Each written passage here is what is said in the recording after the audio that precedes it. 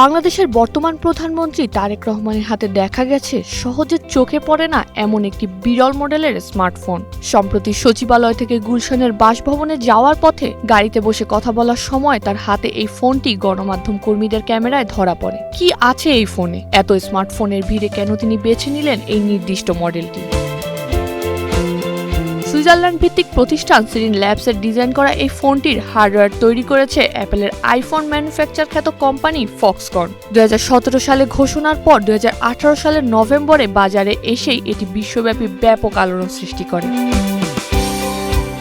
লঞ্চের সময় এর অফিসিয়াল দাম ছিল $999, যা বাংলাদেশি টাকায় প্রায় 1,20,000 টাকার সমান। বর্তমানে নতুন ফোন পাওয়া কঠিন হলেও আন্তর্জাতিক ই-কমার্স সাইটগুলো শৌখিন গ্রাহকদের জন্য এটি $999 থেকে $2,200 পর্যন্ত দামে বিক্রি করছে।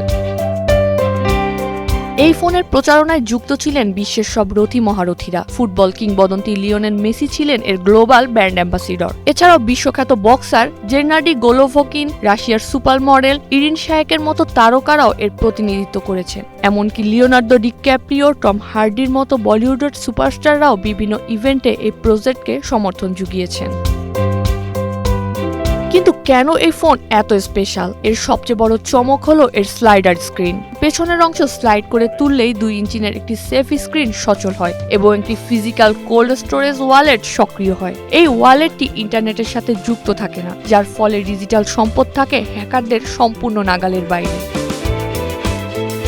ফোনের প্রাণভোমরা হলো এর নিজস্ব সিরিন ওএস। এটি অ্যান্ড্রয়েড 8.1 একটি মডিফাই সংস্করণ, যা রিয়েল টাইমে নেটওয়ার্কে স্ক্যান করে সাইবার অ্যাটাক ঠেকায়। এছাড়াও এর টোকেন কনভার্সন সার্ভিস বা টিসিএস ব্যবহার করে থার্ড পার্টি এক্সচেঞ্জ ছাড়াই সরাসরি ফোনে ক্রিপ্টো কয়েন সোয়াপ করা যায়। Gorilla Glass 5 Snapdragon 845 processor, 6GB RAM এবং 128GB স্টোরেজের একটি দুর্দান্ত পারফরম্যান্স।